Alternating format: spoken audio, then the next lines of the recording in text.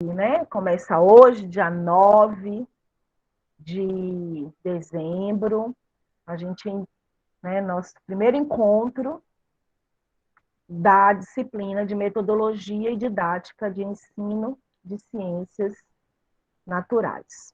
Né? Eu sou professora Érica, vocês, né, são a primeira turma da especialização em ensino de ciências e matemática do Campus Gama, e eu fico sempre muito feliz quando falo da especialização, e mais ainda nesse dia que a gente está começando essa disciplina que é tão bacana, eu espero, né? Então, gente, olha só, nós estamos com 27, né, alunos, 27 discentes, e a gente vai, hoje, né, eu pensei né, nesse encontro de hoje, como todos os encontros, como todas as disciplinas, eu gosto de começar. Né? Mesmo quando a gente está presencialmente, e mesmo quando é um curso em que eu já, ou uma turma que eu já dei aula, né? Que eu já tive disciplina. Mesmo que eu já conheça os estudantes, eu gosto sempre de começar com o bate-papo, né? Com um diálogo. Claro que é um diálogo sempre norteado, né? Mas essa é uma metodologia que, para mim, é muito importante, faz toda a diferença, especialmente, né, no meu entendimento, especialmente para o planejamento, tá? Das componentes que eu trabalho. Então, alguns, alguns de nós gostam de chamar de diagnóstico. E às vezes é isso mesmo, né? A gente se dá conta ali, consegue perceber mais ou menos, né, como que a turma está, um pouco do pensamento da turma em relação a alguns temas que são importantes para as componentes. Eu tenho uma birra enorme, assim, quando, por exemplo, né, a equipe pedagógica, e o Éder é coordenador pedagógico, quando a equipe pedagógica, ele não costuma fazer isso, não. Ele entende. Ele é bem compreensivo nesse aspecto. Mas a gente já teve, assim, alguns, alguns colegas da equipe pedagógica que, né, pensavam, que cobravam da gente um planejamento pedagógico antes da gente conhecer a turma. Então, eu acho, para início de conversa, assim, que, né, não tem nenhum sentido a gente fazer um planejamento sem conversar com a turma. Né? Mesmo, gente, que essa turma seja uma turma de educação, de ensino fundamental. Né? Eu ia falar de educação infantil, mesmo que seja de educação infantil, também, né? Não é o foco da nossa formação, mas mesmo que seja de educação infantil. Então, a gente faz lá, por exemplo, os acordos, né? O contrato é muito importante. E o contrato só é possível fazer quando a gente está ali nos primeiros encontros, dialogando sobre as nossas expectativas acerca de, no nosso caso, uma formação. Então, eu resisto a fazer um planejamento e, às vezes, até, né, já aconteceu de um coordenador de curso cobrar, né? Não, tem que entregar o planejamento até não sei que dia, e era assim, 15 dias, né? Ah, porque todo mundo tem que entregar junto o planejamento. Ok, beleza, mas esses 15 dias que são para fazer o planejamento, aí era assim, foi bem assim que aconteceu, né? A aula, o semestre começava a minha disciplina era segunda ou terça-feira. Então, a primeira semana foi planejamento pedagógico, então eu não tive aula. Na semana seguinte, era já era feriado, no dia da minha aula. E aí, na terceira semana, já era para entregar. Falei, gente, então, assim, não dá para entregar junto com todo mundo, porque ainda não tive contato com a turma. Então, eu preciso conversar com a turma, fazer alguns acordos, entender o que os estudantes estão esperando da disciplina, né? O que eles já construíram de conhecimento sobre os temas que eu vou trabalhar. Até porque a gente sabe, né, que a gente tem lá o currículo, a gente tem as ementas das disciplinas, os conteúdos, né, para alguns cursos nossos do IFB. Não sei se o Sérgio já entrou. A gente tem as bases tecnológicas, né, os planos de curso que estão construídos a partir de competências, de habilidades e bases tecnológicas, mas a gente sabe que, o Sérgio não entrou aqui ainda, a gente sabe que o currículo ele é dinâmico, né? Daquele rol de conteúdos que a gente deve trabalhar em determinada componente para alcançar um objetivo, para desenvolver algumas competências, para desenvolver algumas habilidades, a gente tem uma flexibilidade para aprofundar mais em alguns tópicos, né? E até, né, em alguns momentos, em alguns casos, inserir outros conteúdos que não foram previstos. Imagina com um plano de curso que foi elaborado há 5 anos atrás. Óbvio que ele não vai, por exemplo, abarcar alguma questão que esteja relacionada à pandemia, né? Então, a gente tem essa liberdade de inserir e também tem a liberdade de excluir algum conteúdo que a gente, né, naquele momento, para determinada turma, a gente avalia que é dispensável, né? Ou que, por qualquer que seja o motivo, né, mesmo que o motivo seja que a turma já construiu, já desenvolveu aquela habilidade. E aí, naquela época, né, que eu fui cobrada, e eu lembro que o coordenador, e hoje ele nem está mais no IFB, no campus, aliás, ele está em outro campus, e aí ele queria, porque queria que eu entregasse no... Eu falei, não vou entregar. A rebelde, né, disse assim, não vou entregar. E aí eu conversei sobre essas questões, e aí, um dos colegas, né, falou assim, mas planejamento não muda. Como assim o planejamento não muda, né? Como? Não muda em quê? Aí é claro que eu não ia fazer todo esse discurso que eu estou fazendo com vocês, que era para contextualizar, porque eu fiquei assim tão chocada, eu falei, ai, gente, nem né, tá merecendo assim que eu me desgaste para, né, explicar que, né, muda, tem que mudar sim, mesmo que a gente repita, né, sistematicamente o mesmo planejamento nas disciplinas, ano após ano, mas até essa repetição ela tem que ser pensada. Ela não pode ser repetição pela repetição. Ela repetir não tem problema nenhum, contanto, né, que de fato a gente saiba o que a gente está fazendo, né, com relação ao planejamento.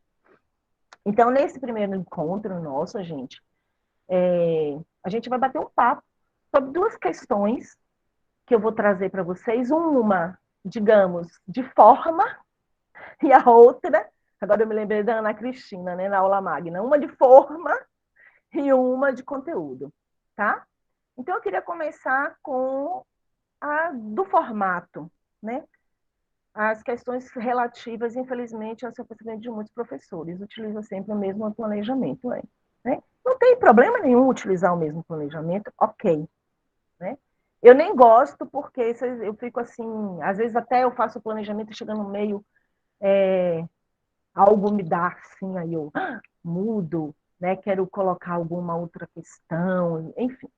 Mas é muito de professor para professor, né? Essa motivação do criar, da motivação para o criar, né? Para a criatividade. Mas não tem problema repetir, mas tem que ser avaliado, né? Essa repetição cabe nesse momento? Se cabe, ótimo, né?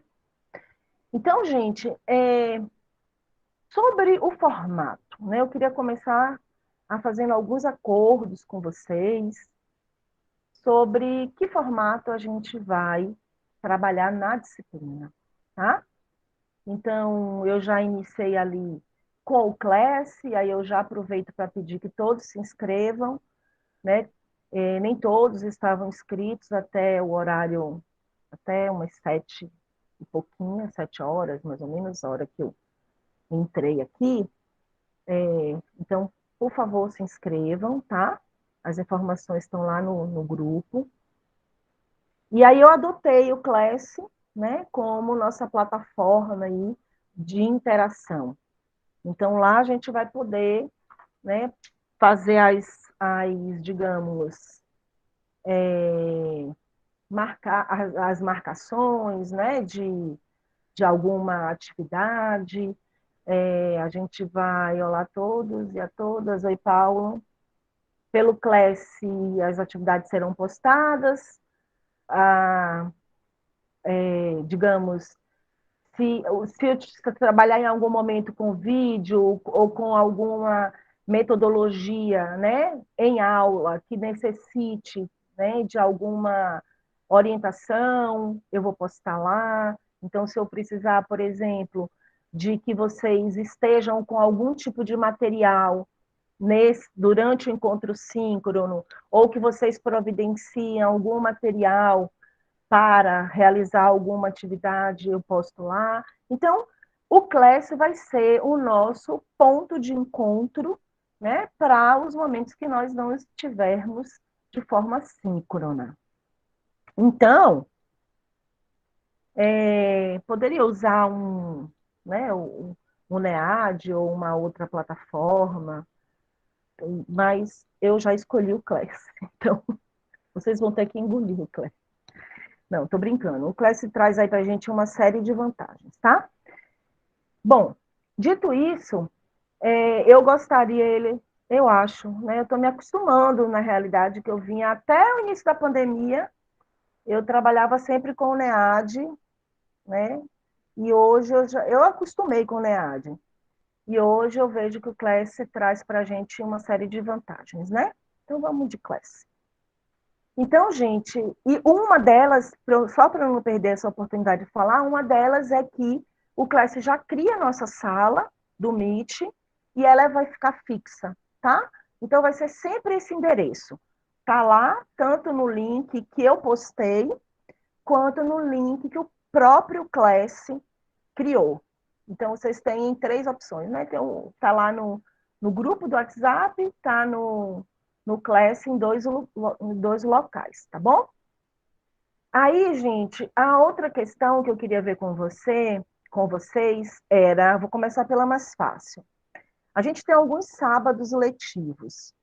Então, com relação aos sábados letivos, pela necessidade, né, de vocês desenvolverem as leituras, né, e esse formato condensado, ele tem vantagens e desvantagens, né, para um processo de construção de conhecimento, dependendo da disciplina, a forma condensada, às vezes, pode até prejudicar, né, especialmente quando é um semestre atípico como esse, e um semestre que a gente vai ter duas interrupções, né, mais ou menos, 2 interrupções, uma que é o recesso natalino, e a outra que é a quinta-feira, dia 20 de janeiro, que não é uma interrupção para a aula, né, em termos de conteúdo, porque nós estaremos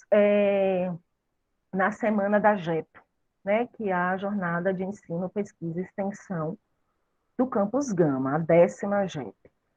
Então, a gente tem a programação na terça-feira, dia 18, é a abertura da JEP, e na quinta-feira, dia 20, vai ter uma mesa redonda para a gente falar de ensino de ciências, ensino de matemática, tá? E aí, o foco, digamos, né, é as pós-graduações, né, do IFB, porque acaba que a JEP é um evento local. Na realidade, a gente nem chama de evento local, é evento nacional, porque a gente tem convidados de outros estados, e acaba atraindo estudantes e professores, pesquisadores de outras instituições, inclusive, tá? Então, a gente, né, o foco é a formação docente, então, para as licenciaturas e para as pós-graduações e mestrados, tá? Então, a gente tem essas duas interrupções durante essa segunda parte do semestre. Então, eu queria definir com vocês a questão do sábado. Para mim, trabalhar de forma síncrona independe, se vocês optarem, ok, mas a minha sugestão é que a gente deixe os sábados letivos para estudo dirigido, né? E a gente consegue registrar a carga horária, mas fica ali um espaço para que vocês façam as leituras da semana e produzam, por favor, e produzam as atividades que precisam ser produzidas. Há alguma objeção da gente trabalhar os sábados letivos dessa forma? Não. Não? Quem mais? Não, eu queria que vocês... põe aí no chat. Gosto da ideia do estudo dirigido, né? Não, não, não, não. Ok. Daniel, Karine, tá? Porque assim, gente, a semana do recesso, ela não está contabilizada na carga horária, né? Mas existe aí uma possibilidade, uma alternativa da gente também compensar, né, essa interrupção e também o dia 20 de janeiro com o sábado, né, no sentido da gente se encontrar de forma síncrona, tá? Então, por isso que eu estou colocando para vocês, eu queria, né, ver a opinião para também não tomar uma decisão de planejamento que seja unilateral. Ok. A outra questão, gente, a gente vai trabalhar de forma síncrona, a minha proposta, tá? E aí eu queria escutar vocês. A gente vai trabalhar de forma síncrona. Eu pensei da gente trabalhar, porque como eu não consegui entrar no... Tá tudo no meu, ou no Drive ou no e-mail, e eu não consegui baixar as datas que eu separei. Mas eu passo para vocês, tá? Mas em linhas gerais, eu não estou conseguindo mesmo. Em linhas gerais,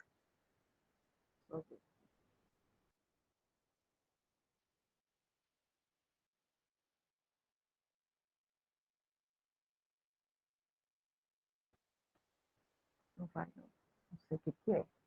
Eu até, umas 7 e pouca, quando eu vi que eu não estava conseguindo entrar, eu desliguei, liguei o modem para ver se melhorava o sinal. Não sei se é isso. Ou eu entrei até em rede social, Facebook eu entrei no WhatsApp web, mas eu acho que pode ser uma questão do provedor do IFB, né? Porque tanto o SGA quanto. Enfim. Então, o que eu pensei, né? Da gente trabalhar de forma síncrona, eu deixei, parece que 3 quintas-feiras para leitura, né? Ou 2 quintas-feiras para que vocês fizessem atividades. E a gente, sim, e aí eu estaria, né, nessas 2 quintas disponível para vocês, para aqueles que assim o desejarem, no Meet, mas sem a obrigatoriedade de vocês todos estarem presentes, e a presença, né, será registrada pela elaboração das atividades. Por que essas 2 quintas-feiras? Porque seriam o somatório, né, 2 avaliações, o somatório de uma das notas, tá? Então, uma nota seria 2 atividades, tá? Então, realizadas nessa quinta-feira, nessas 2 quintas-feiras, e a outra atividade seria uma rodada de seminários, tá? Que aí são as 3 últimas semanas, tá? é a segunda parte da disciplina, as 3 últimas semanas. O que vocês acham dessa proposta? Vou repetir. E aí aceito sugestões, tá, gente? Importante a gente entrar no acordo. A gente vai se encontrar toda quinta-feira, de forma síncrona, e aí depois a gente vai ajustar o horário, tá? De forma síncrona, com exceção, tem o plano em PDF para espelhar. Então, que plano? Quem colocou aqui? Plano da disciplina, não. Não. Quem foi que colocou aqui? Ok. Ah, foi o Paulo. Paulo, eu não fechei o plano, né? Eu fiz rascunho dessa proposta e não consigo. Eu fiz para projetar para vocês, não está em PDF, não. Eu fiz no Word, só que eu não consegui, porque eu não consegui entrar no meu e-mail, tá? Eu fiz lá no IFB e acabei mandando por e-mail e postando no Drive e não consegui. Só por isso, tá? E aí eu estou colocando as coisas que eu lembro. Então, assim, a gente vai se encontrar, minha proposta, de forma síncrona, todas as semanas, com exceção de 2 semanas, aonde vocês estarão realizando atividades avaliativas, tá? Essas 2 atividades avaliativas vão somar uma nota, e uma outra nota vai ser do seminário, que eu já falo sobre o quê, tá? Fora essas 2 quintas-feiras em que vocês estarão realizando atividade avaliativa, durante os encontros síncronos, a gente precisa, aí a gente vai trabalhar textos, né? A gente vai trabalhar algumas dinâmicas que eu estou pensando em fazer com vocês, né? Pensando aí em abrir nossa mente para metodologias mais participativas, tá? Nessas quintas-feiras, né, o nosso horário, como são 4 horários, nós teríamos que fechar, se a gente começa às 7 ou 7h30, né? Hoje eu marquei 7h30, gente, porque eu estava no campus o dia inteiro, preparando o negócio das mudas, né? Organizando as mudas, e marcando o lugar, abrindo orientando a abertura dos berços. Então, eu falei, não, eu vou chegar na correria, pelo menos tomar um banho, descansar um pouquinho, comer, para começar a aula. E aí, então a gente fecha, né? Precisa fechar nos horários síncronos, ou nos encontros síncronos, se a gente vai fechar, iniciando às 19 ou às 19h30, para mim é indiferente, tá? Oi, Sérgio, seja bem-vindo. Eu prefiro às 19. Essa hora porque eu estava dando aula. Até para mim é Né? 7h30 que eu perco menos aula, né? Até melhor. Uhum. Tá? Obrigado aí. Tá. Aí a gente volta, né? Tem aí quem prefere 7, quem prefere 7h30. Então, a ideia, gente, é que a gente faça encontros síncronos de ser até 2 horas, né? Pensando aí em alguns encontros, a gente ter uma metodologia, porque a turma também não é uma turma pequena, né? Uma metodologia que seja participativa e que seja importante que, pelo menos, né, uma parte boa da turma participe. Então, para a gente trabalhar de uma forma mais dinâmica, essa é a minha expectativa, tá? A gente precisa também ter um pouco mais de tempo.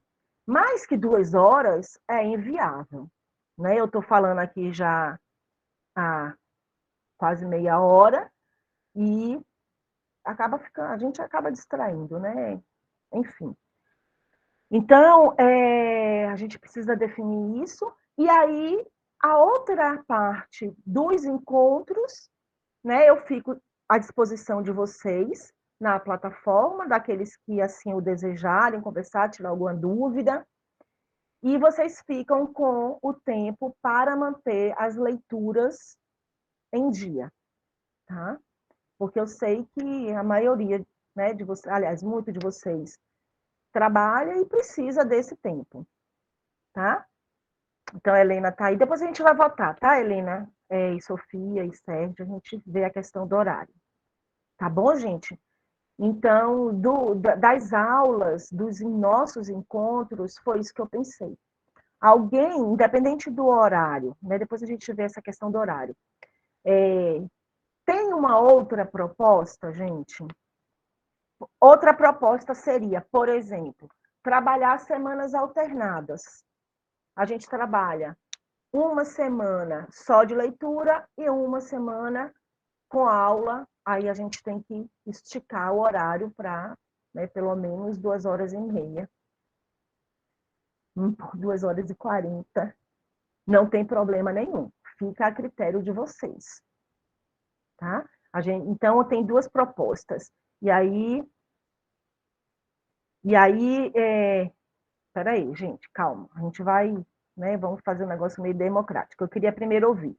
Para além dessas duas, né, propostas, tem alguém que quer colocar uma terceira proposta?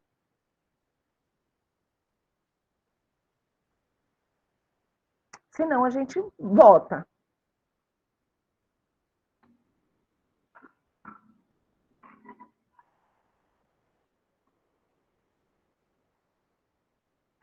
Não?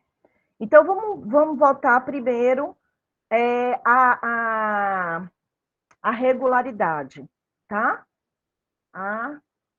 Esse é o termo. A regularidade não está errado, está certo. Mas eu estava pensando em outro termo. Então, vamos lá. A proposta 1 são encontros semanais e a proposta 2 são encontros quinzenais. Então, eu queria que vocês colocassem no chat 1 e 2.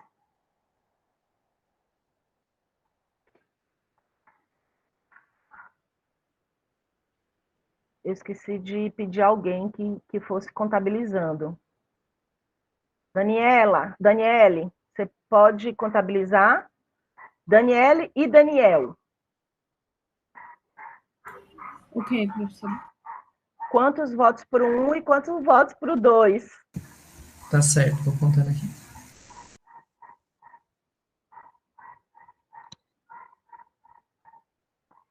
Então não pode empatar. Eu acho que um ganhou, tá?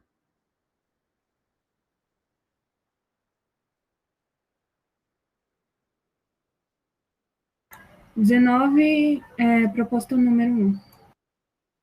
19 para 1. E quantos para 2? 30 menos 19. 20. Hã? 6 só, que eu contei, pelo menos. Então nem todo mundo votou. Ok. Daniel, confere, Daniel? Confere. 6 para quem votou 2. Um eu não consegui contar, não, mas o 2 confere. Tá.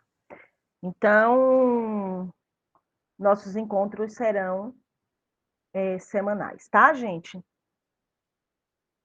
A outra coisa que eu vou pedir para vocês votarem é se a gente começa às 19, proposta 1, e se a gente começa às 19h30, proposta 2. Coloquem aí no chat. E aí eu vou pedir para a Rayane e para o Sérgio contabilizar.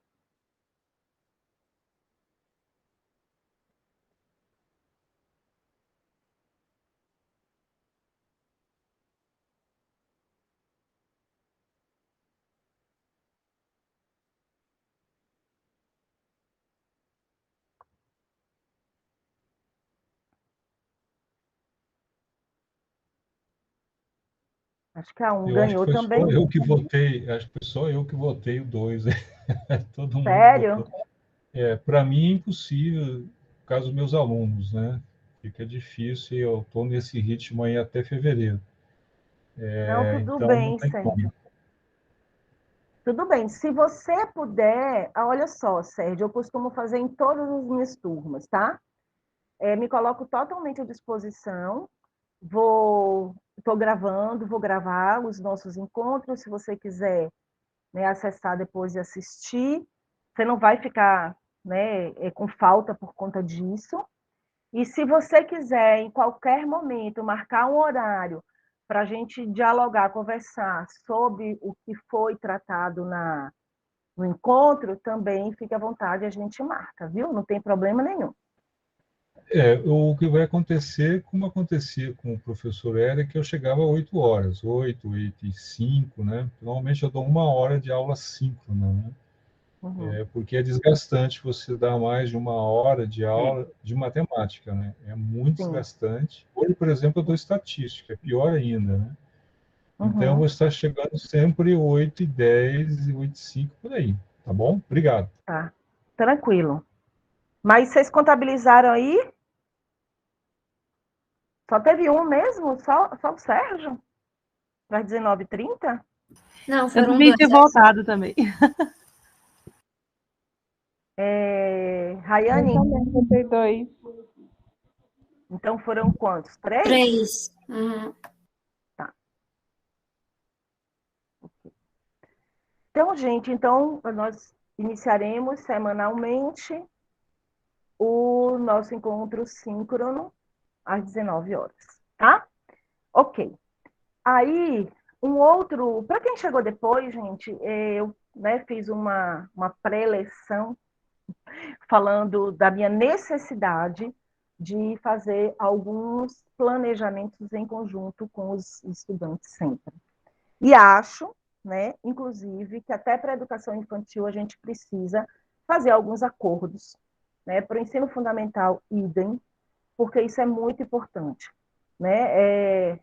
Primeiro que eu realmente não gosto de impor, né, como se eu tivesse aí o poder, e eu assim, não me sinto bem.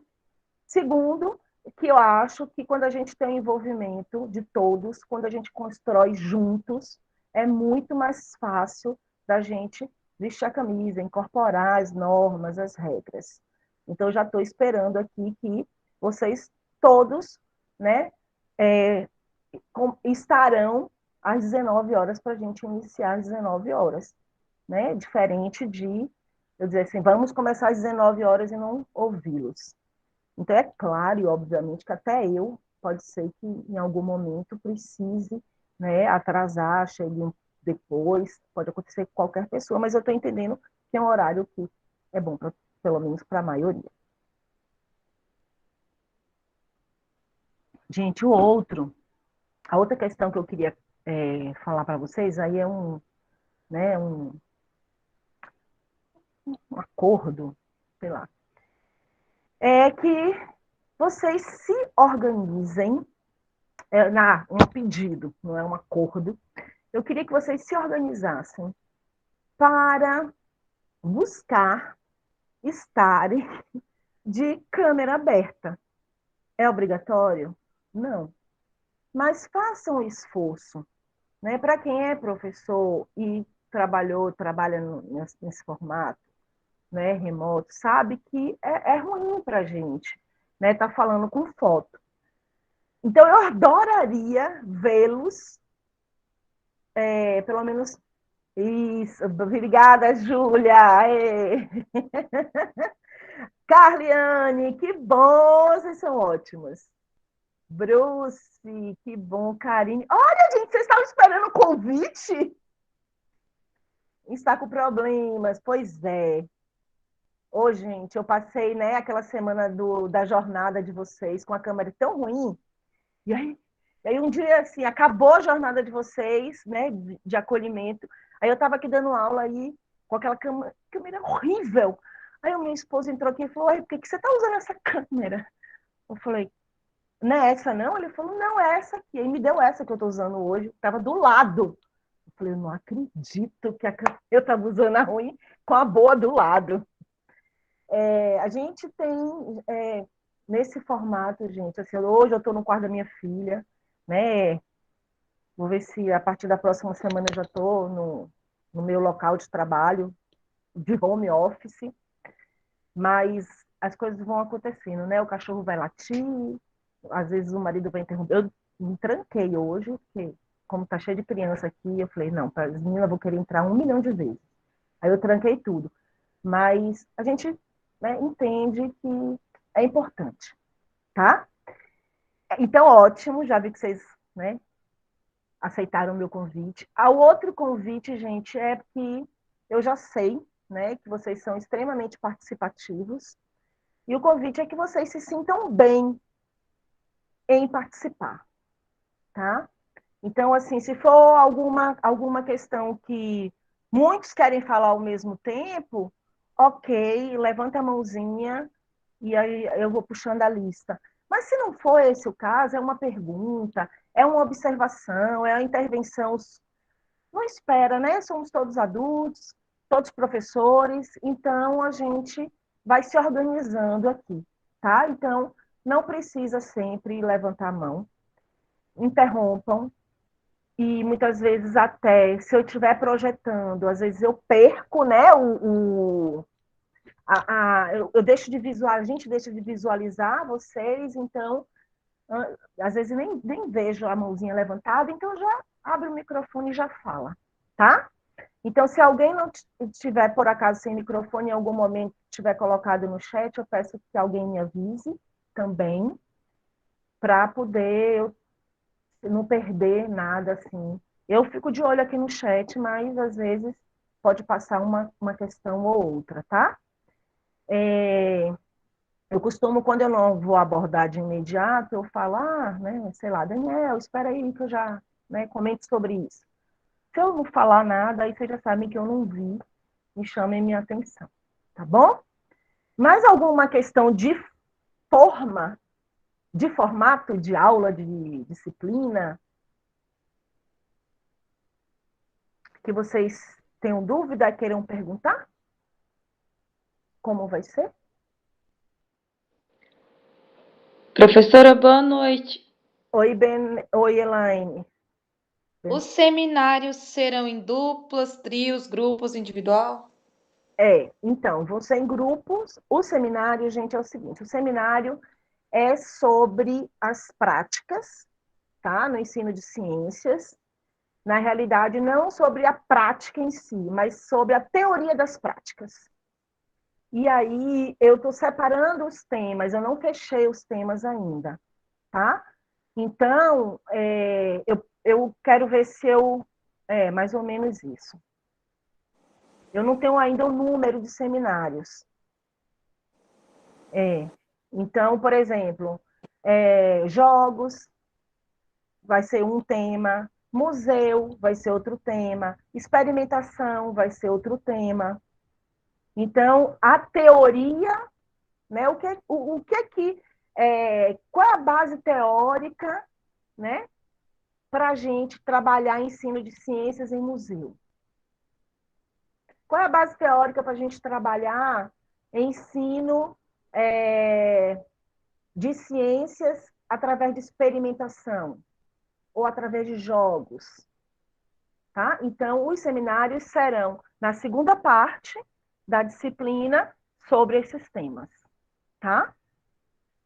Vou precisar desligar a câmera. Tá? Mas estou aqui atento. Ok, Maria?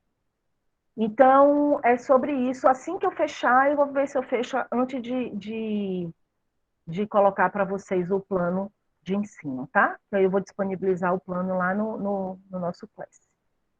Ok, gente? Seminário é sobre Ok, isso. professora, obrigada.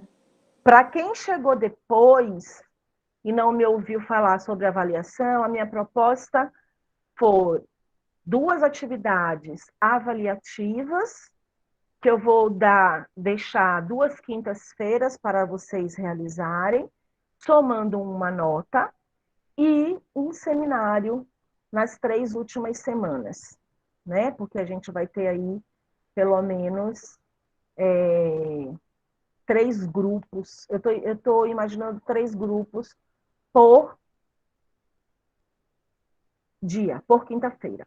E os seminários, gente, é o seguinte, vocês vão selecionar essa teoria, essa base teórica a partir de artigos, tá? Então, porque a gente não tem muita coisa escrita, assim, não tem um manual, que até tem muitos manuais, né, de práticas, prática de laboratório, aí tem lá um monte de prática. Mas o que está por trás, né, como base teórica, como objetivo dessas práticas? Então, são esses aspectos que a gente precisa estudar. Ok, todo mundo? Mais alguma questão? Ok, Bruce? Ana Paula? Ok, né? Gente, bom, agora, nessa segunda parte do nosso encontro de hoje, eu queria conversar com vocês, na realidade, eu queria ouvi-los acerca de alguns temas, tá? Então, o primeiro material que a gente vai estudar é um artigo, tá, que fala, eu vou postar lá no Class, eu não postei ainda, é um artigo do Acevedo que fala sobre os mitos, né, fala sobre mitos da didática das ciências acerca dos motivos para incluir a natureza da ciência no ensino de ciência. Então, eu queria começar conversando com vocês, dialogando com vocês sobre educação científica.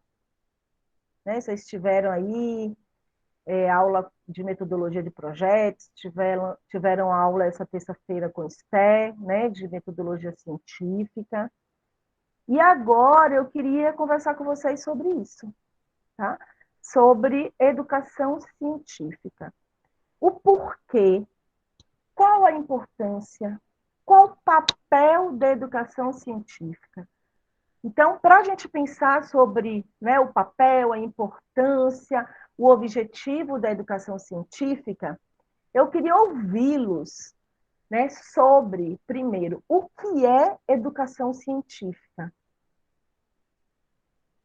O que a gente entende quando a gente fala em educação científica?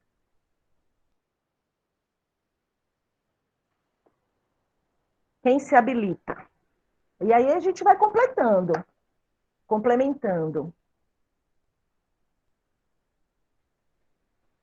Quando alguém fala assim, eu trabalho com educação científica, o que primeiro vem na nossa mente?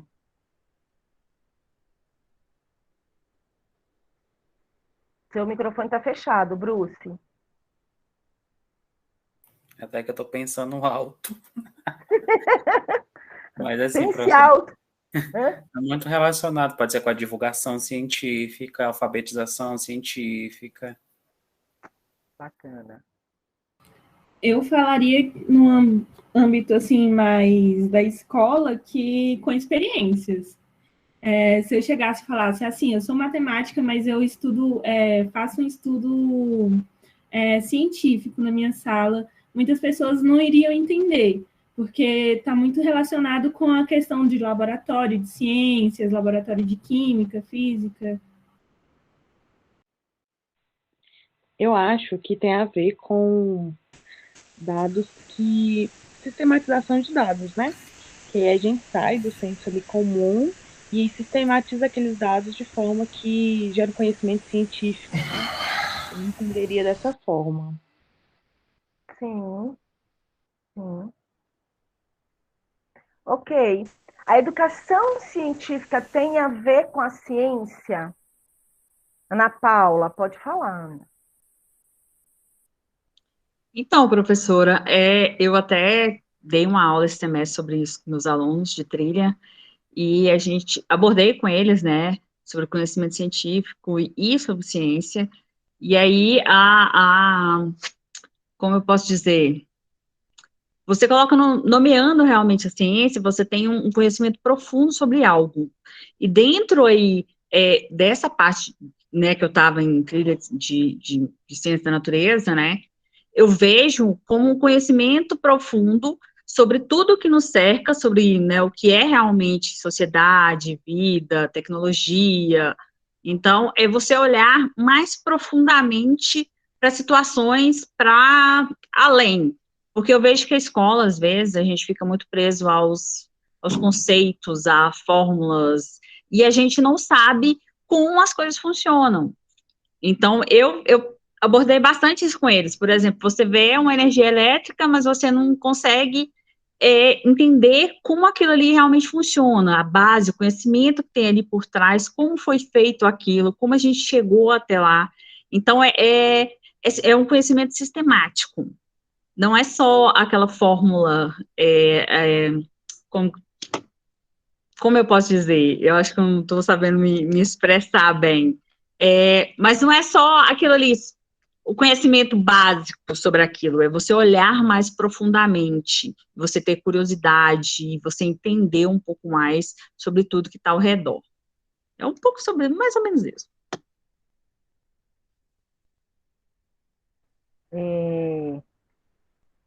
Bacana, né? A curiosidade, bacana.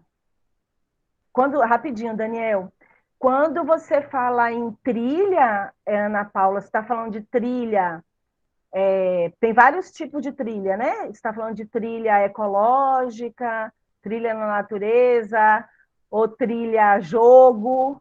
Não, eu estou falando de trilha porque do novo ensino médio. Então, a gente tem obrigatoriamente, né, nos itinerários formativos, as trilhas. E eu estou na escola desde o ano passado. Itinerário formativo. Exatamente, a gente tem a trilha na área de ciência da natureza, e a gente tem as etapas, né, a primeira dela é conhecimento científico, e a gente vai desenvolvendo em processo criativo, empreendedorismo, né, e são etapas, né, de conhecimento. E aí eu fiquei com a trilha, e foi uma experiência ótima, né, que eu peguei o conhecimento científico no primeiro semestre passado, e esse semestre agora que a gente estava com processos criativos. E é isso, é um conhecimento contínuo, né, você vem lá da base, o semestre passado eu trabalhei com eles essa parte bem de alfabetização mesmo científica, o que é um artigo, as metodologias, como é uma estrutura de projeto, quais fontes, então foi bem devagarzinho, né, o primeiro contato, muitos deles nunca tinham nem sabia o que era um artigo científico, então, assim, é bem etapa por etapa, né? E aí eu achei interessante abordar isso, sobre o que é um conhecimento científico, o que é ciência, a diferença de você ver uma reportagem qualquer e você procurar uma fonte segura, né? Você ler alguma coisa, você buscar aquele conhecimento, ter um olhar crítico sobre determinada situação, enfim, né? Mas é bem interessante. Então, essa é a trilha que eu falei. Tá, perfeito. Daniel. Boa noite, gente. Eu acredito que a educação científica vai muito mais do que só a ciência, ensinar, por exemplo, por que uma célula é procarionte e o que a célula é eucarionte. Vai na importância social que a gente tem ao saber disso, sabe? Vai da importância de entender como que a gente descobre uma célula procarionte e eucarionte, como que esse processo acontece e a importância social dele, sabe? Eu acho que educação científica é o maior combate de fake news que a gente pode ter hoje, sabe?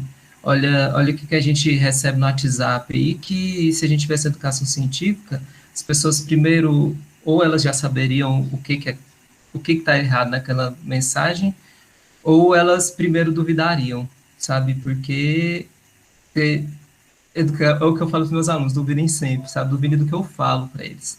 Então, acho que educação científica é ciência e a importância da ciência na sociedade. É importância histórica, é olhar para trás também e pensar também no futuro, né? O que a ciência pode trazer para a gente enquanto sociedade.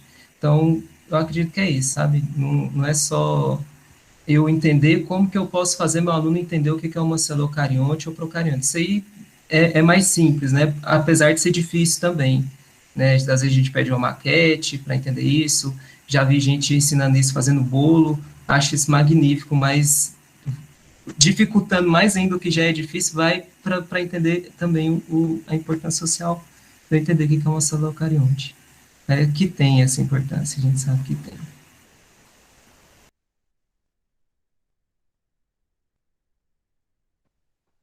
Elaine.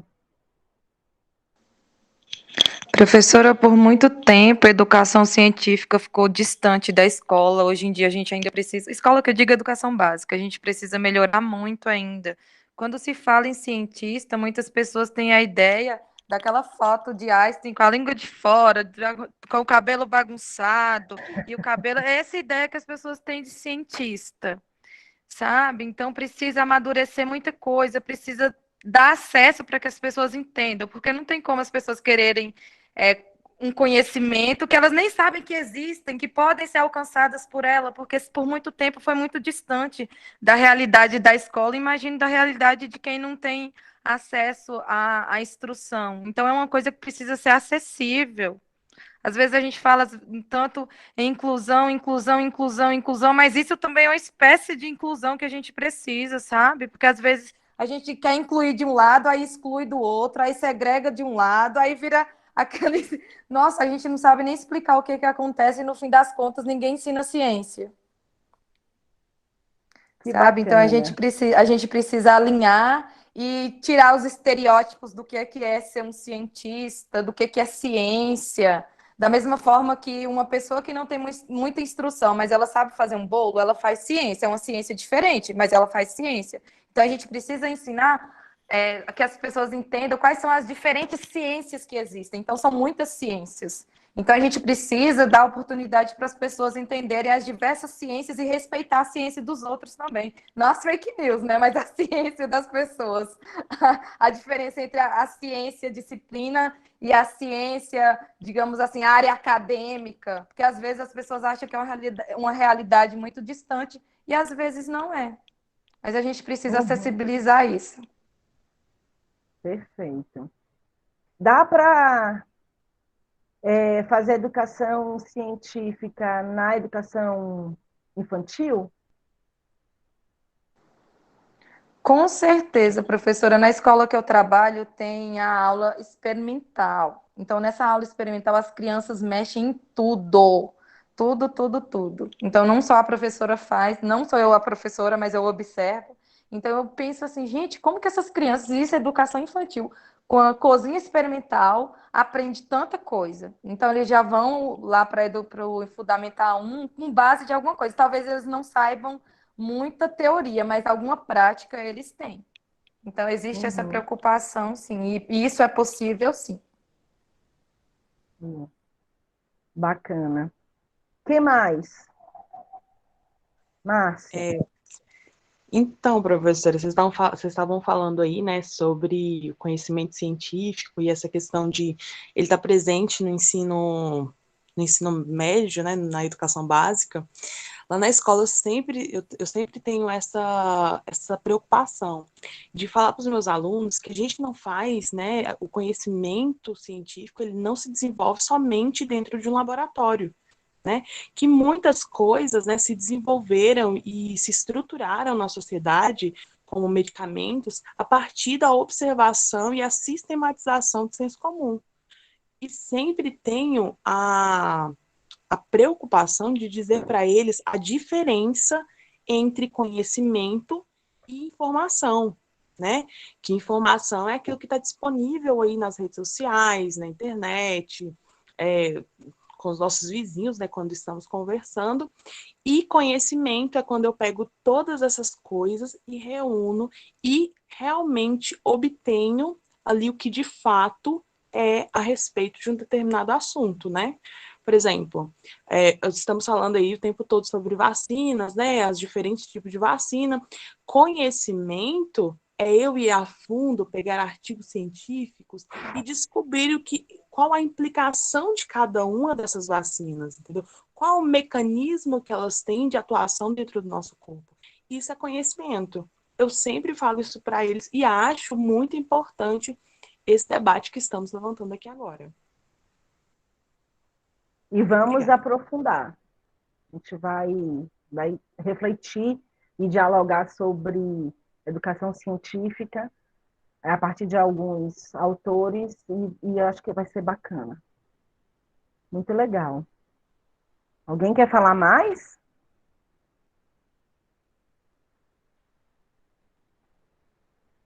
Eu não queria falar muito, mas eu não me contei.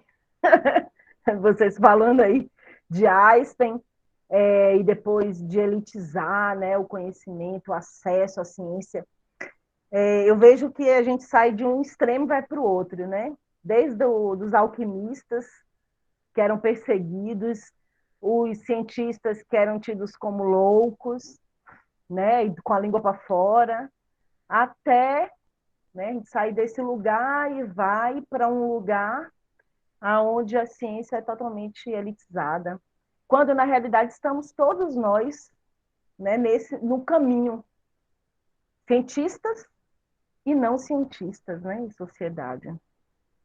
Bom, enfim. E aí, então, sim, né, quando a gente pensa em educação científica, a gente está falando de tudo isso. Né? É possível fazer educação científica a partir da infância, com crianças, sim. Né? O ambiente escolar não é um único ambiente onde a gente pode fazer educação científica, muito menos o laboratório, também, né, não é um único lugar. A gente pode trabalhar com educação científica e deve, até porque, né, a BNCC já nos coloca, os parâmetros já nos colocavam. E eu lembro, eu trabalhei com ensino médio, assim que eu passei no concurso do Instituto, ainda era Cefet, né? Eu vim da Bahia, e lá eu sou de uma época que existia ensino médio puro, né? Sem estar vinculado, sem estar integrado à educação profissional.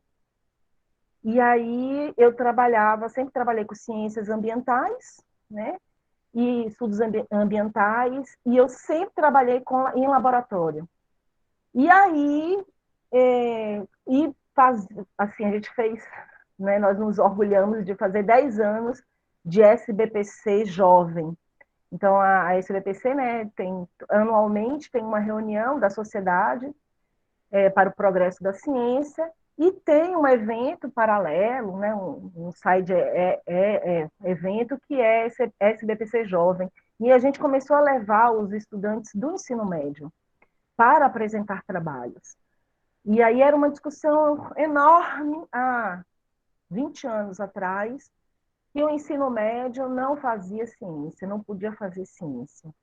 Aí eu ficava pensando, né, eu falei, gente, ok, fazer ciência é uma coisa, né? Educação científica nem era esse nome, eu nem sabia, não conhecia por, né, educação científica. Eu tinha ali as práticas como processo de educação, mas eu não tinha claro o conceito.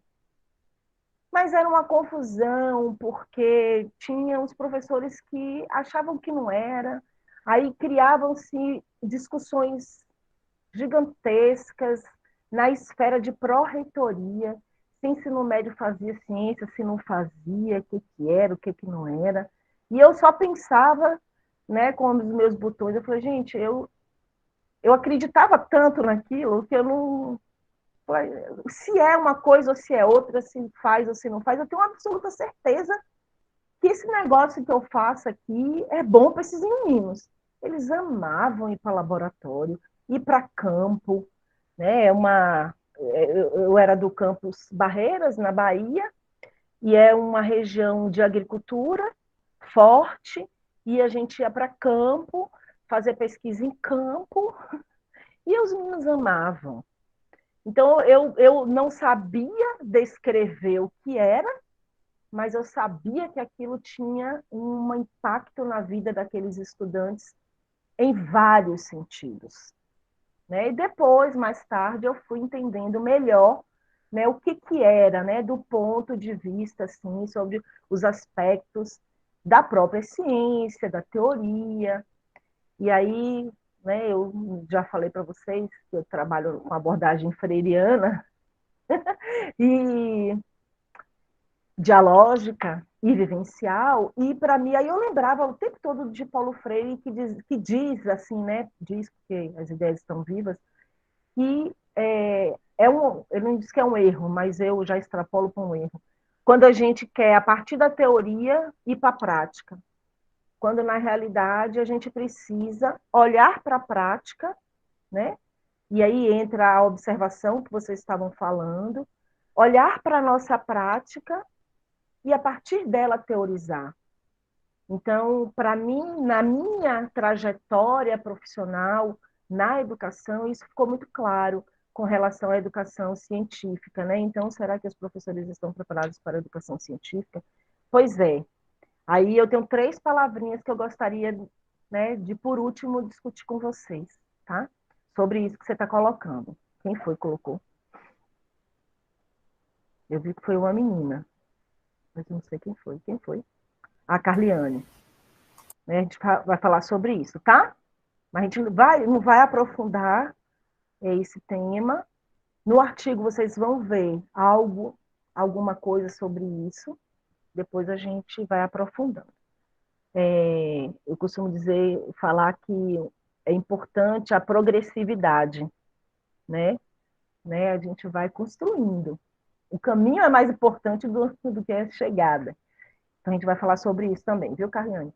Então, gente, para mim ficou muito claro, né, aquela certeza que eu tinha de que aquilo que eu fazia na prática, que eu não sabia o nome, que eu não sabia, né, que algumas pessoas diziam que não tinha impacto, eu sabia intimamente que tinha impacto, e depois eu fui teorizando, eu fui entendendo que tinha autores que falavam sobre isso, e que aquilo que eu fazia era educação científica, tá? Então, gente, com relação a, digamos, a importância ou o papel, né, o objetivo da educação científica, que é tudo isso que vocês colocaram, né, eu vou trazer, a partir dos autores que vocês vão ler no artigo, alguns aspectos para a gente dialogar. Então, o primeiro aspecto é a razão utilitária da educação científica. Quando a gente olha para o objetivo utilitário da educação científica, a gente está pensando em quê? E aí eu vou falar os outros para vocês se situarem, né? Os autores colocam, né?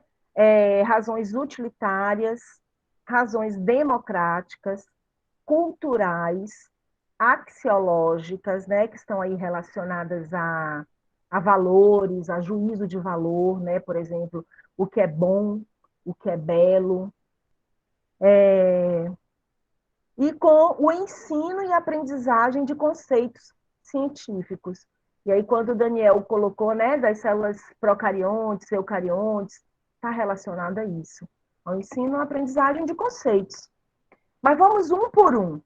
Então, quando, né, os autores colocam assim, quando eles se referem às razões, né, utilitárias, o que a gente entende sobre isso?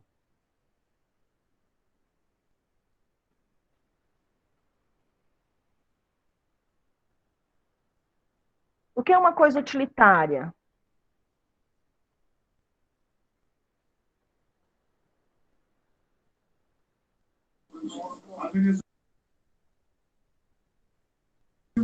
Utilitária que a senhora fala é o modo de ser usado?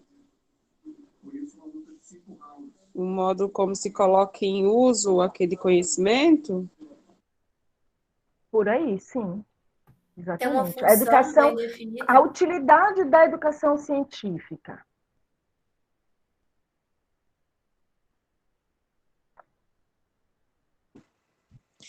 Na minha concepção, é melhorar a qualidade de vida das pessoas, né?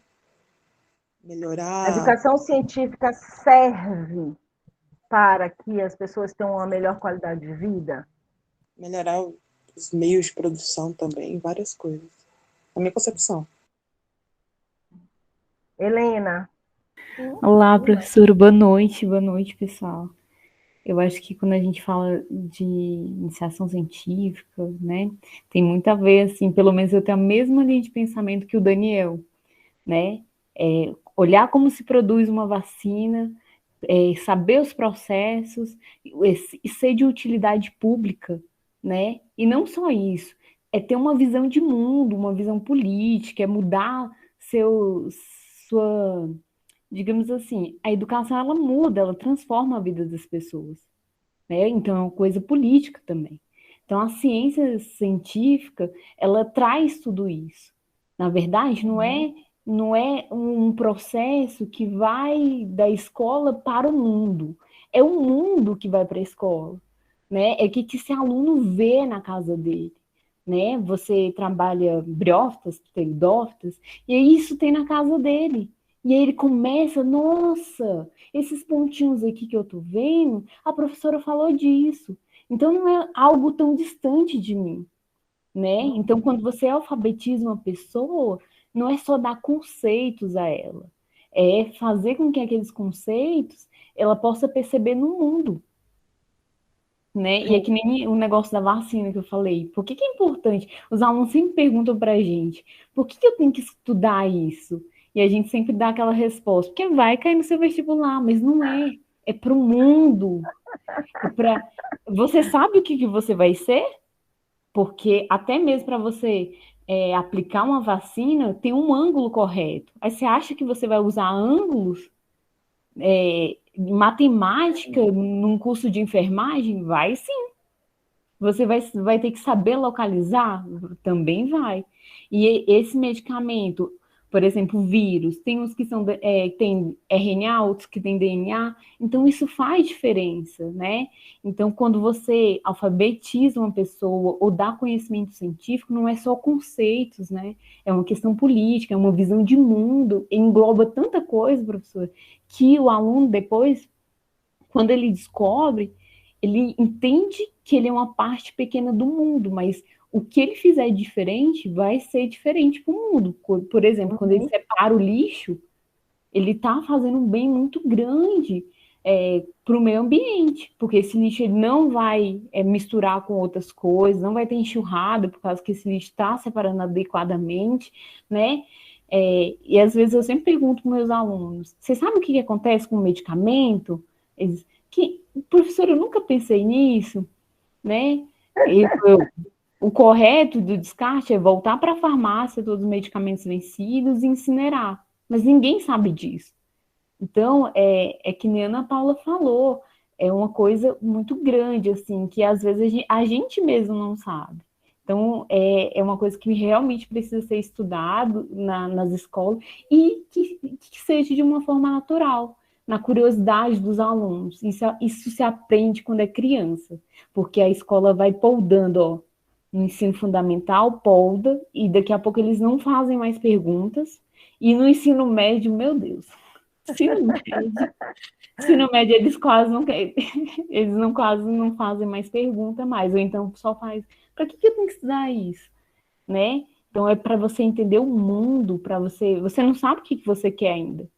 Vai cair na prova? Eles perguntam, vai cair na prova? E outra coisa importante, a gente tem que ensinar para as crianças que nem sempre a gente faz tudo que a gente quer. Tudo que os conteúdos não são todos maravilhosos. A gente conhece quando chega na faculdade. Porque a gente estuda outras coisas que envolve. E nem sempre vai ser uma aula tão legal, tão divertida, mas vai ser uma aula precisa e necessária. Era só isso, professor. Obrigada, Helena. Elaine. Professora, a nossa cultura confunde curiosidade com vou usar a palavra fofoca, porque quando a gente é criança, que a gente é curioso, os pais brigam com a gente, porque acha que a gente vai ser curioso para a parte ruim. Então a inibição começa nessa parte. A gente não pode ser uma criança curiosa porque vai ser fofoqueira. Então os pais educam a gente, aí a gente para de ser curioso. Mas a outra situação que eu queria lembrar, para a gente entender o que é ciência utilitária, a gente precisa voltar um pouquinho no tempo. Eu vou fazer uma analogia a uma pergunta épica que é da área da matemática, porque eu sou da área da matemática, porque sempre pergunto, a matemática foi inventada ou descoberta? Aí eu faço a analogia à pergunta, a ciência foi inventada ou descoberta? Aí, a partir dessa situação, é que a gente vai entender a utilidade lá na frente. A gente tem que fazer um retorno histórico, uma linha do tempo, para que isso passe a fazer sentido para a gente, porque às vezes até alguém explicando para a gente a utilidade, por que tem pessoas que têm instrução e mesmo assim elas escolhem não tomar vacina, ou qualquer outra situação, assim. Então a gente precisa ter conhecimento é diferente de ter consciência. Tem muita gente que tem conhecimento, mas não tem consciência. Eu vou dizer para ela que ela está errada? Eu não posso dizer que ela está errada. Cada um tem suas escolhas na ciência que ela acha que conhece ou que acha que está certo. Mas aí eu deixo essa pergunta para a senhora e para os colegas. A nossa ciência foi inventada ou descoberta? Socorro. Socorro. Sobre eu vou pegar o exemplo que vocês estão trazendo da vacina, né? Qual é a finalidade utilitária da educação científica do tema vacina? Vamos pegar aí da pandemia. É o enfrentamento à pandemia, né? É o combate à pandemia. É que as pessoas deixem de morrer, que o vírus deixe de circular. Então, essa é a utilidade da educação científica do tema, né, vacina. Então, quando a gente pensa aí, né, vocês citaram, algumas são de RNA, outras de DNA, isso já é uma outra finalidade, que é a construção de conceitos. Né? Saber que tem vacinas que são de vírus vivo, outras, né, de fragmento, eu nem sei disso, mas acho que é por aí, né? Então, aí já é construção de conceito. Através do tema vacina, entender o que é um RNA, o que é um DNA. Alguém tinha levantado a mão. Ana Paula, foi? Foi eu. Eu acho, professora, que nunca foi tão importante, né? Claro que a ciência sempre foi muito importante, mas nessa atual situação que a gente está, nunca foi tão importante falar sobre ciência, porque a gente tem essa polaridade, né, extrema em tudo que você fala hoje, em tudo que, né, entre as comunicações, fake news, você tem uma pandemia, você tem... Nossa, são tantos tantos detalhes, tantas coisas que interferem na nossa vida hoje. A gente tem, especificamente agora, esse momento, a ciência mesmo interferindo muito profundo na nossa vida. É uma revolução que a gente está vivendo, de tecnologia científica, de conhecimento, de comunicação, né, que a gente tem um bombardeamento de comunicação o tempo inteiro, e você precisa começar a olhar isso com uma certa preocupação, um olhar crítico mesmo, você saber filtrar isso, né? Então, eu acho que nunca foi tão importante falar sobre ciência.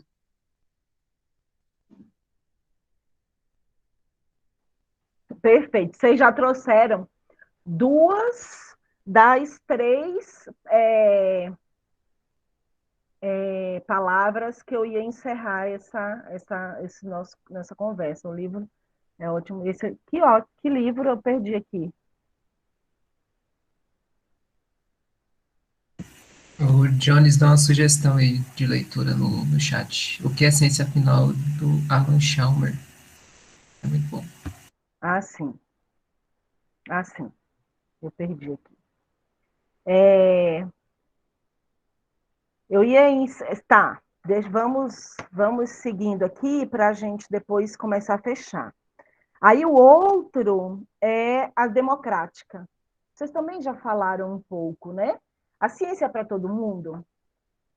Não no sentido de sermos cientistas, né? O fruto da ciência é dividido igualmente na sociedade? É para todo mundo? O conhecimento científico chega em todos os lugares de forma igual? Meio óbvio, né? Então, a gente precisa pensar sobre essas questões, né? Para quem é assim? Para que fazemos ciência? Para quem? Por quê? Então, são questões que são muito... A gente não pode perder de foco, né? A outra questão é a cultural, né? Então, alguém quer comentar sobre a cultural? A Fabricação da Ciência, outro livro dele, bom também. Aqui. Boa, vamos botar a capinha lá no Class, para a gente não esquecer. Eu vou ver se eu pego. Sobre os aspectos culturais, gente. Né? Vocês falaram aí, inclusive, de respeito, né? Pode falar, Elaine. Professora, culturalmente, eu acredito que na situação brasileira o problema é misturar ciência com religião. Aí quebra quebra toda a estrutura que a gente tem quando faz essa mistura. Então, essa é uma cultura que a gente tem que desconstruir. Boa. Bem lembrado, né? É um aspecto, sim, que acaba contaminando negativamente, né, a ciência. Uma educação científica, desde sempre. Aliás, gente, a educação científica ela vem aí, né, como um artefato, vou colocar assim, né? Um instrumento muito bacana para combater tudo isso que vocês estão colocando, né? As fake news, essa mistura entre cultura, entre religião e ciência e política, né? Ciência e política e etc. Para fortalecer a democratização da ciência. Então, a educação científica ela tem todas essas finalidades, né? O outro são as razões axiológicas, né? Que estão aí relacionadas a valores. Então, há um juízo de valor, sempre, né? Há uma ideologia. A própria ciência, ela não é imune às ideologias. Eu trabalho com determinado tema, eu pesquiso determinado tema, porque, né, ideologicamente é aquilo que eu acredito. Eu acabei de falar, né, há poucos minutos atrás, que eu trabalho com abordagem freiriana porque acredito que é importante. Isso é ideológico.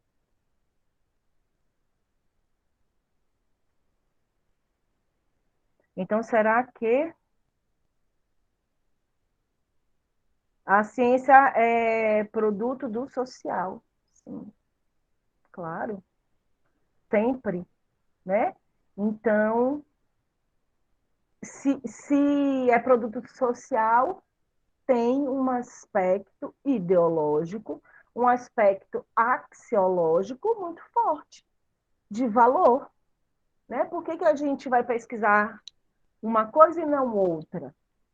Porque as pesquisas no Brasil são encaminhadas de determinada forma, em outro país de outra forma.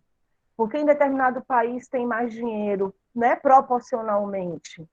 Não estou falando no montante, do bruto, estou falando, né, de proporção, diferente de outro país. Porque um país é mais valorizado e outro menos.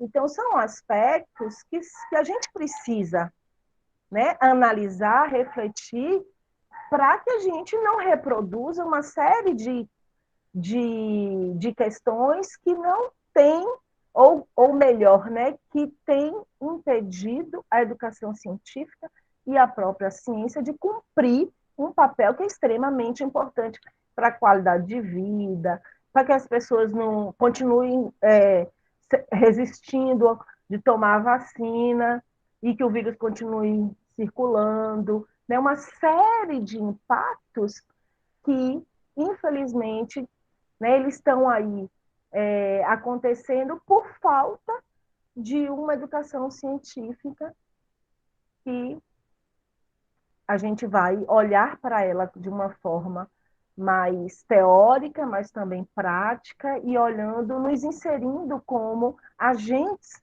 né, nesse processo, enquanto docentes que somos, independente de alguns, né, sermos também pesquisadores, sermos cientistas. O fato de estarmos na sala de aula trabalhando com a educação, a gente já assume aí para si um papel importante na educação científica. Então, vamos olhar para esse lugar com muito carinho, muito amor, e dando o valor que realmente ele merece. O outro aspecto é o do ensino e aprendizagem de conceitos científicos. Talvez esse seja um dos mais fáceis, né?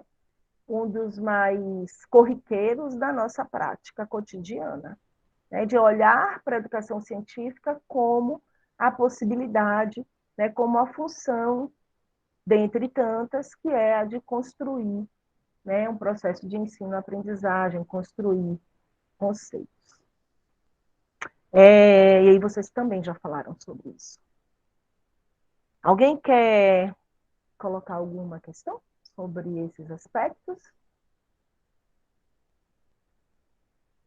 E aí, gente, tem 3 palavrinhas que eu adoro, né, que eu falo assim, são os 3 Cs, que acabam assassinando, a falta desses 6 acabam assassinando todo o processo, né, de formação científica, de iniciação, de educação científica, de formação docente, que vocês foram falando aí. Aliás, vocês falaram os 3. Conseguem sintetizar em 3 Cs? Vocês não vão lembrar. Se eu tivesse falado antes, talvez vocês tivessem anotado na hora que vocês foram falando. Então, eu vou dizer, né? Então, todo esse processo que começa na infância, né, de como vocês perfeitamente, eu não vou lembrar quem, gente, me perdoe, foi colocando, que começa na infância, né, e que a gente, nós pais, nós professores, adoramos podar. Né? Aliás, os 3 Cs nós assassinamos quando podamos. Que o primeiro deles é a curiosidade. Eu achei fantástico que vocês foram colocando e eu já fui abrindo um sorrisão, assim, eu digo, que bom. Essa, né, percepção que vocês têm. Uma é a curiosidade. Né? Quem tem filho sabe como é chato. Você chega cansado da escola e o menino está perguntando 1 milhão de vezes a mesma coisa e nunca está satisfeito com a resposta que você dá. Né? Até quando você já é maior, diz assim, porque vai ter que estudar, porque vai cair no vestibular, né? Como vocês foram falando. A gente sabe que não é isso, não é para isso que a gente estuda. Né? E aí o vestibular, o Enem, vem, né, para reforçar um aspecto muito ruim do conhecimento. Tirar o prazer, tirar a motivação, né? A nota pela nota. Eu detesto nota, gente, pelo amor de Deus. Se eu pudesse não fazer avaliação, eu não faria. Né? Por isso que eu gosto de avaliações que são muito livres. Mas, enfim, não é o caso da gente discutir agora. Então, o primeiro C, né, que eu queria trazer para a gente refletir um pouquinho é a questão da curiosidade. Quantos de nós estimulamos a curiosidade nos nossos estudantes? E mais que isso, quantos de nós, né, empreendemos um esforço para mantermos a nossa curiosidade? Então, como é que anda, só para a gente pensar assim, a nossa curiosidade? E eu não estou falando da curiosidade, né, a curiosidade que é construtiva, não é aquela curiosidade da vida dos outros, né, da rede social. Quanto tempo a gente perde, né, curiando, como a gente diz lá na Bahia, a vida dos outros em rede social? Às vezes eu me pego assim, Jesus, eu estou aqui há 1 hora, ganhei nada para a minha vida, né? Assim, enfim, que a gente reflita sobre isso. Né? O outro é a criatividade. Então, que é outra, né, coisa também que a gente, uma habilidade extremamente cara e que a gente acaba assassinando nas nossas crianças e nos nossos jovens e em nós mesmos. né? Porque a gente tem medo do... Aliás, quando é criança é porque a criatividade acaba bagunçando, né? Tira as coisas do lugar, e enfim. E nós, porque às vezes a gente tem um medo do julgamento, né? A gente deixa de ser criativo porque a gente tem medo do que o outro vai pensar, de como o outro vai nos julgar. A gente tem medo do ridículo, né? Então a gente vai, sei lá, nas mínimas coisas. Vou trazer para uma abordagem que eu adoro trabalhar, que é a abordagem do corpo, né? A gente vai numa festa e aí a gente não dança como a gente quer, porque a gente tem que se enquadrar naquela forma de expressar o movimento, porque é a forma que é aceita pela sociedade, né?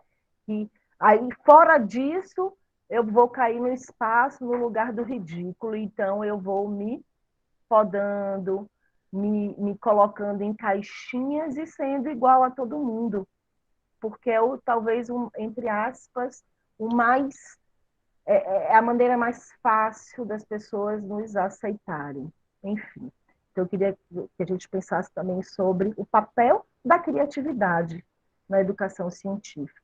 Da curiosidade, da criatividade, e o último que vocês também falaram, da criticidade. Né? Então, esse é um aspecto super importante, gente. A gente precisa, vocês colocaram de uma forma bem bacana, a gente precisa criticar.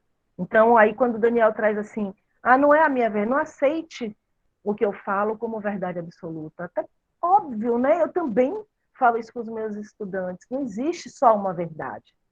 Não é a minha, não é a do autor, e a ciência existe exatamente para provar isso. O que a gente acha que é verdadeiro hoje, amanhã não é mais. A ciência que constrói as teorias, ela também vai ajudar essas teorias a serem derrubadas. E isso que é bacana, né? Então, são esses 3 aspectos que eu queria trazer para que a gente se colocasse diante deles, né? Como é que anda a minha curiosidade? E como eu lido com a curiosidade dos meus alunos, dos meus estudantes?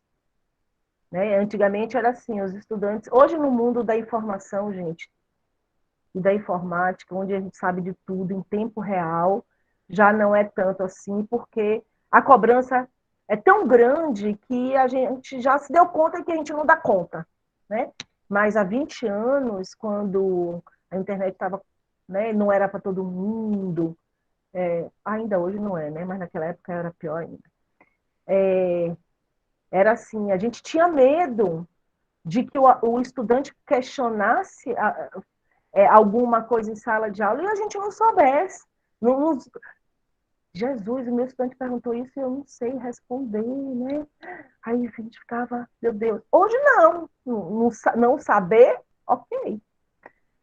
Então, como anda a curiosidade minha e como eu ando estimulando a curiosidade dos meus, como eu lido com a curiosidade dos meus estudantes, como eu lido com a minha criatividade, como eu lido com a criatividade, como eu trabalho a criatividade, como eu estimulo a criatividade do meu estudante, como eu lido com a crítica, né, com a autocrítica, como anda a minha criticidade. Eu olho para um fenômeno, eu olho para um fato com criticidade. Eu estimulo o meu estudante a ser crítico. Então, vocês foram trazendo aí alguns exemplos e eu fui pensando na questão da criticidade, né? A questão da vacina é um exemplo que a gente está vivenciando o tempo todo isso. E nesses últimos 2 anos, né? Pode falar, Jones.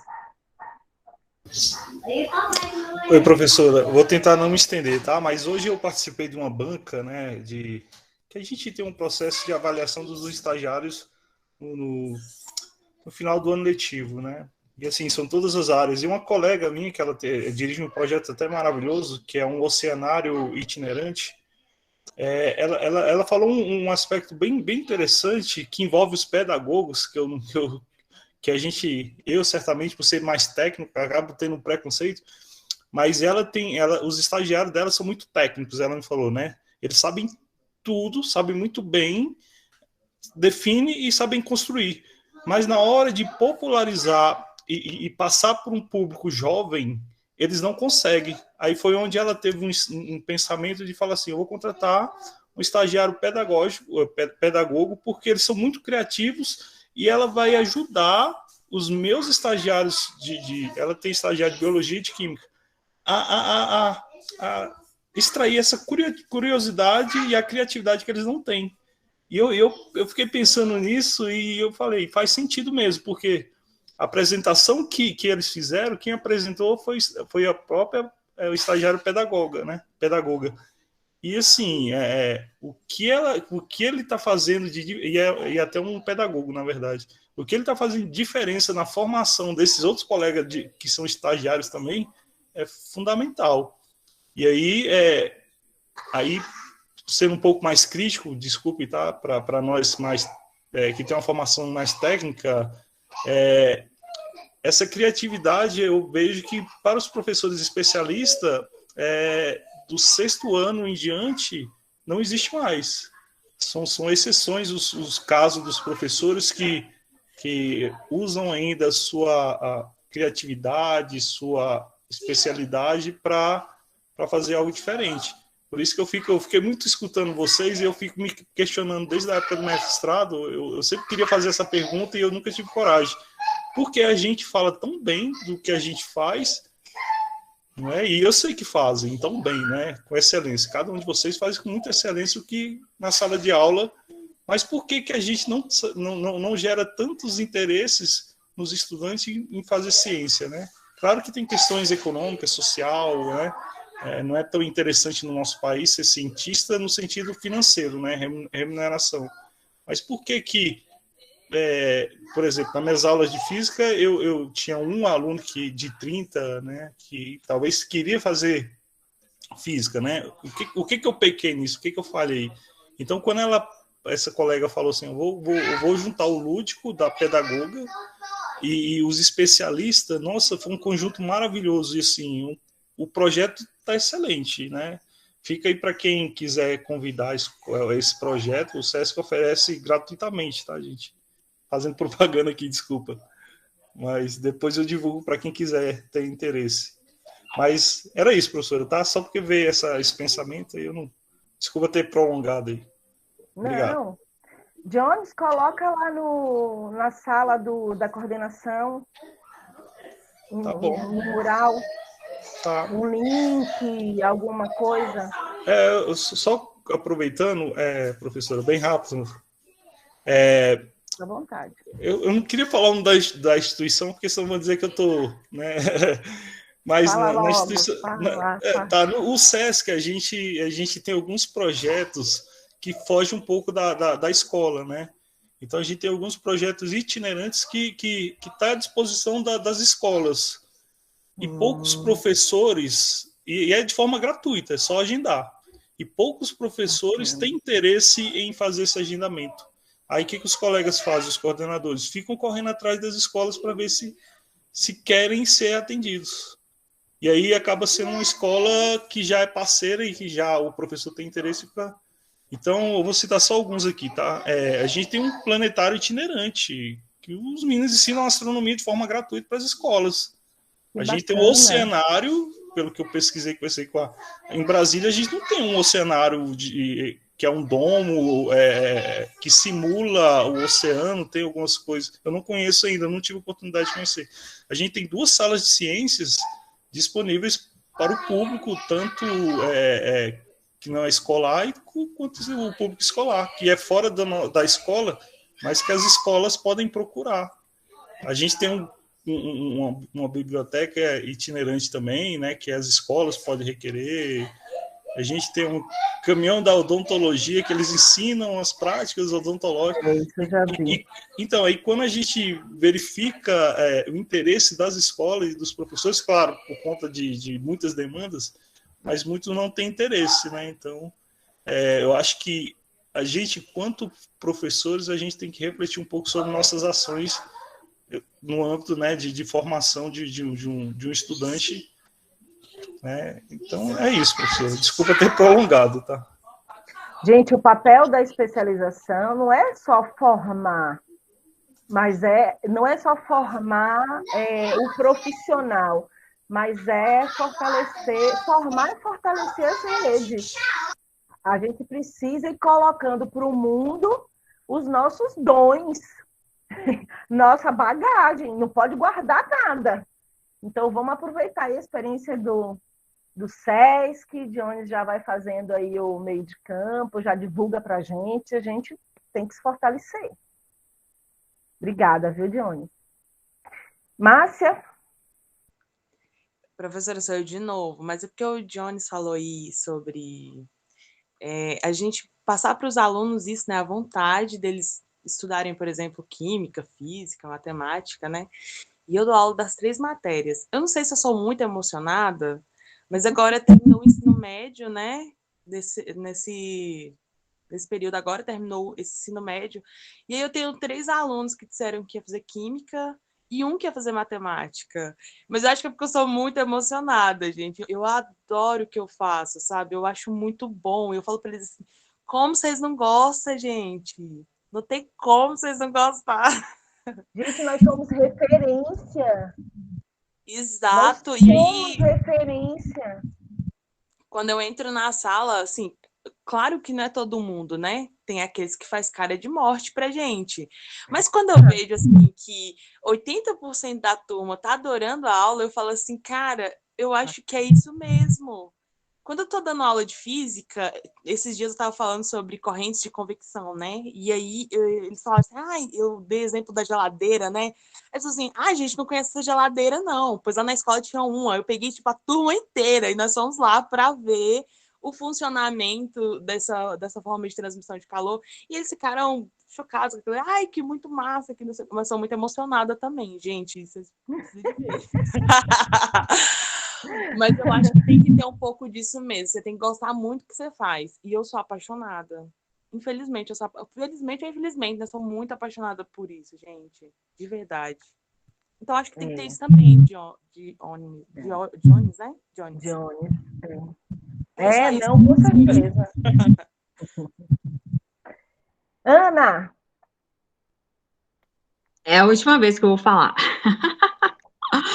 Mas eu achei muito interessante o que o Jones falou, porque eu sinto isso também. Essa semana eu estava até pensando sobre isso. Eu estou fazendo a 2ª graduação em pedagogia e observando a prática da professora no estágio, eu fiquei me perguntando, falei, gente, quando é que a gente perde isso? Porque lá no fundamental, eles brigam para participar, é legal, é divertido, né? É muito interessante. Chega no ensino médio, ninguém gosta de nada. E aí, essa semana, até na aula de terça-feira, né, a professora questionou a gente sobre ensinar ciências, né? E eu fiquei me perguntando sobre isso. Eu não tem muito tempo que eu me formei em 2019. E eu me peguei pensando, falei, gente, a minha faculdade era particular, né? E eu acho que a maioria dos meus professores que estavam lá, eles eram muito focados, não na licenciatura. Eles não estavam preocupados com a licenciatura. Então, eu, sinceramente, hoje, eu tenho uma noção que eu acho que eu não aprendi a lecionar ciências. Eu aprendi muito mais os conceitos ali, os conhecimentos, mais voltado aí para um curso de bacharel. Não era o foco, eu estava numa licenciatura, mas que não era focado na licenciatura, tipo, não era valorizada a prática, e eu acho que a gente, na área de exatas, tem essa dificuldade de fazer essa metodologia diferente, de colocar isso em prática. Gente, eu me questiono muito, eu acho que por por eu ter pouco tempo de prática de sala de aula, eu fico me questionando porque eu quero fazer diferente, mas eu me perco, eu não sei como fazer. Como eu vou fazer isso? Eu não aprendi, eu não tive essa base. E isso, lá na pedagogia, tem muito, é muito rico. Então, eu concordo muito com o Jones. Acho que foi perfeita a fala que ele falou, e é isso. Os pedagogos são extremamente criativos e eles conseguem desenvolver uma linha de pensamento ali, ó, muito além do que a gente que está ali na área de exatas consegue ter. Eu não sei explicar o porquê, mas é verdade.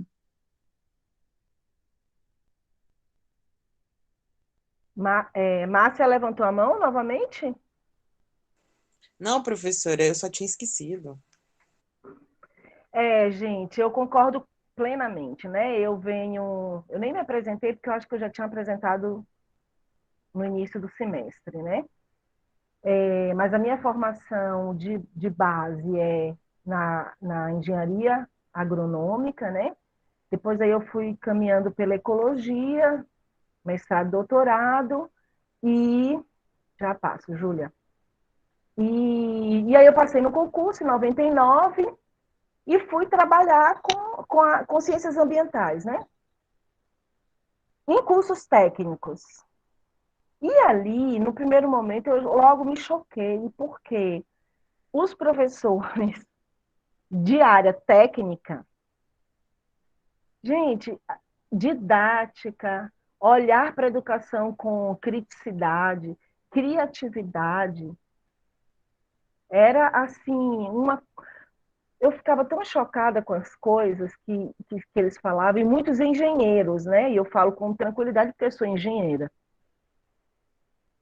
Eu ficava tão chocada, eu falei, gente, que diferença que faz uma licenciatura ou uma pedagogia?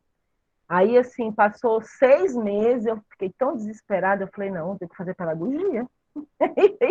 E aí fui fazer pedagogia na UNEB, na Bahia, né? Que é estadual.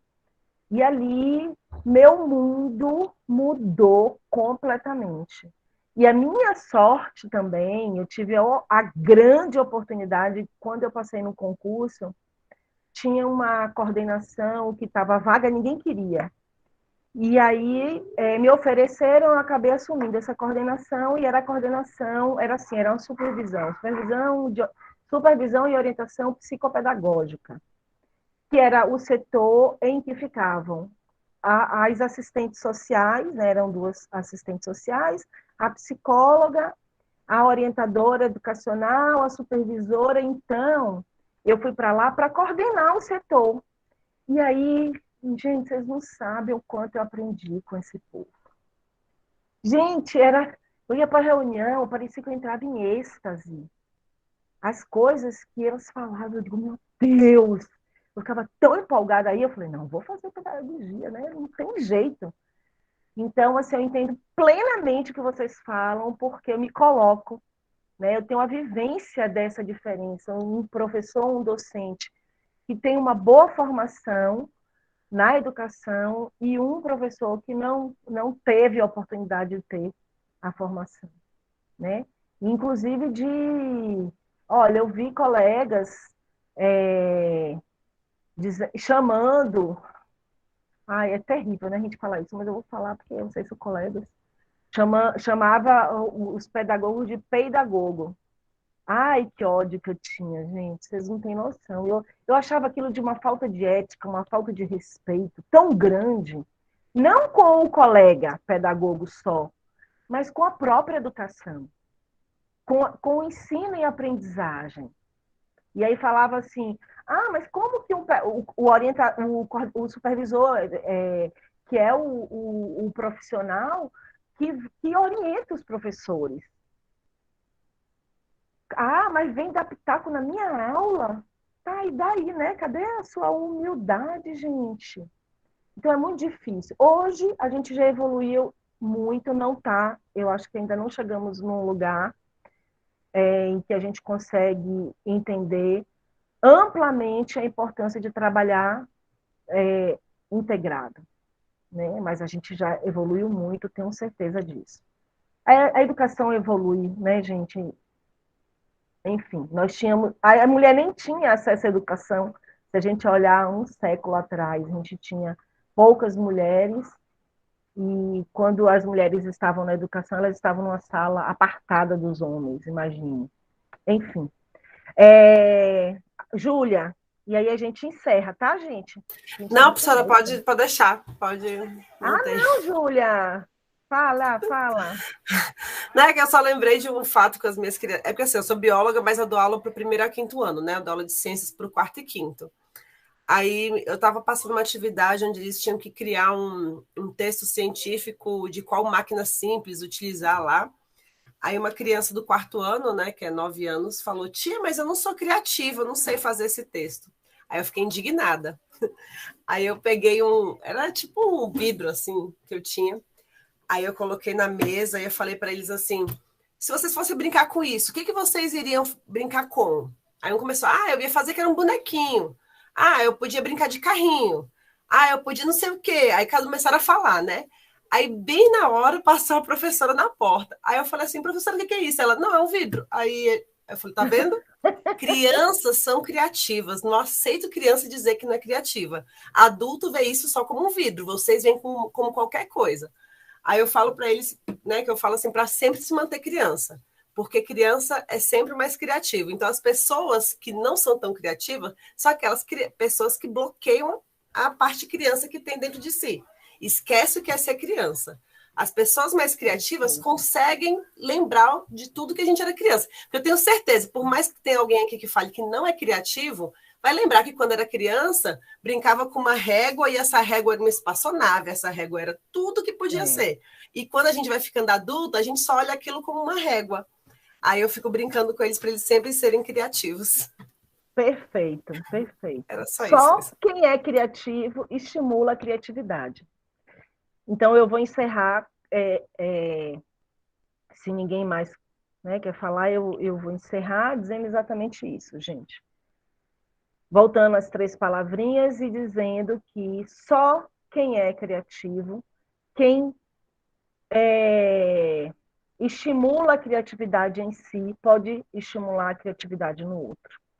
Só quem é curioso pode estimular a curiosidade no outro, valorizar e estimular. E só quem é crítico, sigam Murilo Gun, pode estimular a criticidade no outro, sem medo de ser feliz. Sem medo de ser feliz. De corpo, de peito aberto. Então, eu vou, gente, postar, tá? Se eu conseguir entrar agora no meu e-mail, eu já posto. E assim que eu conseguir entrar no e-mail, eu posto no Class o texto, tá?